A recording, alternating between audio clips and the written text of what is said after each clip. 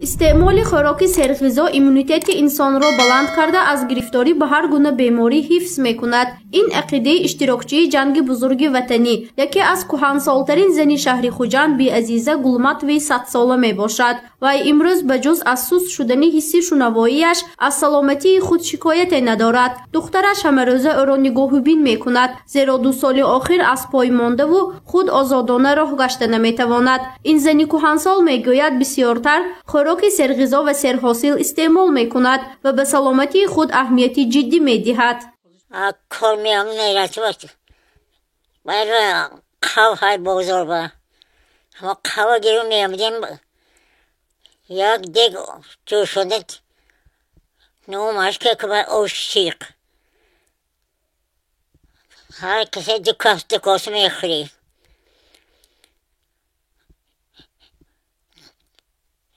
400 گرم نون بلک میشه تالون کتی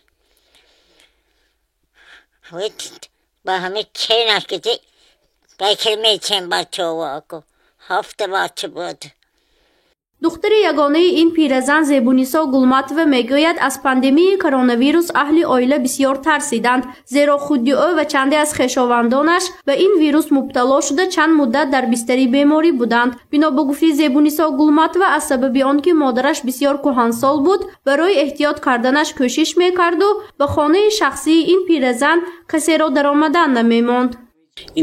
полный рай эҳтиёт карда ҳеҷ ки пешомад рондаmoндагиёмо не чунки акун одами калон ки иммунитет пасттар гуфтиму лекин ҳаракат кардем ки ҳамин нигоҳ кунем лекин иммунитет ино ма вай кардем донистем ки ино акун вай будиянд чунки акун пештара хӯрокҳои хӯрдаги инҳо айни мо дида ҳозир پوری غذا کن چونکه هر سال 40 میدن اینا میگفتن که ما شما با این گوشت این خیلی نمیخوردیم فقط خیلی گو هر یک خاندان چه گو گوسفند کشته همیشه و میکردن اینا فقط میخوردن لیکن یگان چی واشریکشونه ما همینای احتیاط کرده من همین یگان واشریکشونه از روی نقل دخترش بی عزیزه گلماتوه پیش از پاندمی کووید 19 همه ساله با برادر و پیوندانش برای طبابت و استراحت به آسایشگاه‌های کشور میرفت اما امسال بنابر پیشگیری نمودن از کرونا ویروس او در خانه ماند. فیزیکچی‌ها هر ماه همین خیلی کادر رفته دام می‌گفتن من همین ویاشمی همین قدر نازش کی من همین قبای درنده یونجو نفقت که کمتر روزی کن سال کی کالو شد گوششون وزبینو چیش سالی خیره دیگه من آنکوتوریشون ناز عقلشو همش روشنده همه ناز میدونه همه نیبره چی برای همش نامش جوش بود که اما ما علیش میکنیم اینا ناز میدونن.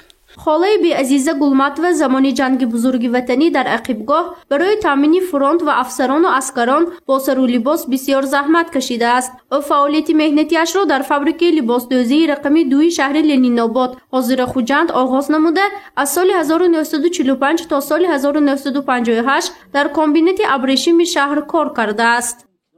هر هفته 20 کورپریت من دختر میگم اونجا که باید چین کلمه احتیاط باید کورپی دختر اگر کوکش نماید گردونده میتیاد بر خط کسی میتیاد کورپی زکاس نور کورپی ما فقط طرف یمین دل انسان میرده و میکند خوش رو.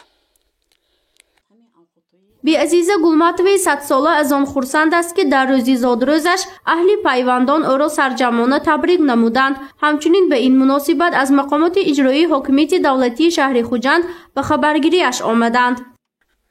لای شما های من خیلی حیات 100 ساله کرد دولتای بیکنه کرد کارهای دولت هم کردیم کار خونی هم کردم با همه قدر روز بود وای شده اومدم. بی عزیزه گلماتوه صاحبی 7 فرزند، 43 نبیره، 37 ابیره و 17 چبیره می باشد. وی روزی گذشته همراهی آنها زادروزش را تجلیل کرد و خوشحال بود که دولتی پیری می راند. هر سال زادروزی اینوی هر یک رستوران بود و جشن میگیریم. همین شب ما ممکن نه حاضر این خیال هم دهم بستگی هم گفتیم هم ممکن نیست هم با اول یک ویشون آمد و قهرشون آمد و نه با وی کردن دیدن که همه همینجا با رقص و بازی شد با پیشترشون باید شدن. اینو جدای خوشبختی همیشه اینو یکانش که نمیشتن همیشه همه معرکه اینو پیش معرکه دعاگویی همین ما فرزندان. این زنی کهنسال به سین و سالش نگاه نکرده بسیار خوشحالی میکند و همراهی پیوندانش رسمهای دوران جوانیش را تماشا میکند. میگوید دوران جوانی خود را با ثمر و با خرسندی گذرانید چون که خوشحالی عمر انسان را دراز میکند. گزارش فرزانه شمسی و نعیم جان ایوبوف برای برنامه اطلاعاتی خبر.